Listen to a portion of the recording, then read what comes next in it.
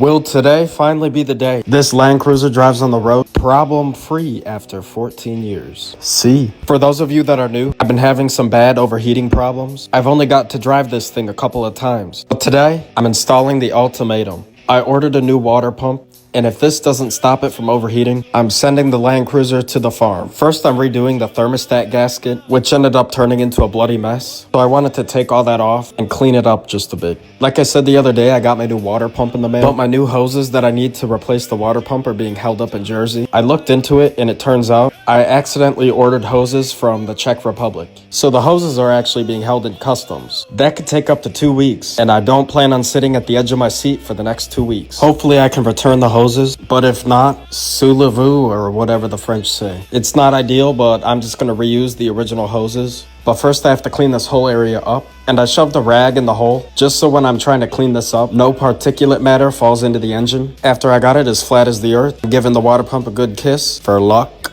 and then we're gonna bolt it right back up. You might be sitting there looking at this, confused because you don't know what any of this is. And don't worry, that makes two of us. I have never in my life repaired a car this intensively. But you know what? It's not that bad. Compared to Algebra 2, this was a piece of cake. It's just a problem to be solved. The new water pump went on there real nicely, and now I can start adding my pulleys and belts back. The belt gets tensioned by the water pump pulley, so I'm jamming a crowbar in there, and then making that belt as tight as it can possibly be, because it was pretty loose before, and that certainly wasn't helping. I didn't end up getting all of that red stuff off the thermostat housing, but it's much better than before. And then I'll just give it a quick once over, make sure everything's all good and tight, because you don't want it bad and loose. Finally, I'm putting on the fan again, and the fan shroud, which suctions the air right through the radiator. And lastly, reinstalling the radiator. Again, I have all the fun once when you could have it twice.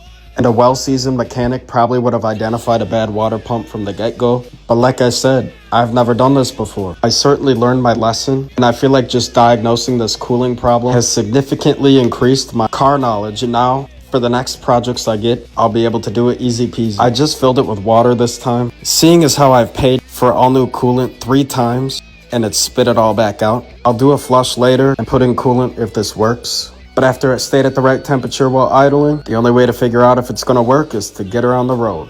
In this moment, my knees were weak, palms were sweaty, but kicked my grandma on the ankle. That temperature gauge stayed low. So much so that I felt like driving it to a local establishment. Well, now that that's behind us, what should I do next? Should I just sell it? Probably.